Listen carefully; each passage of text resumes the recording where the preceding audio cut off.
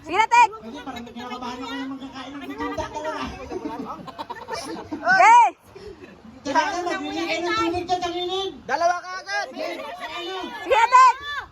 Hoy, wala mo! Para-para! 3, 2, 1, go!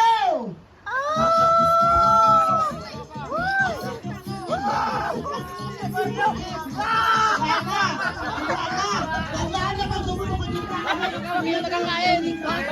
Bawa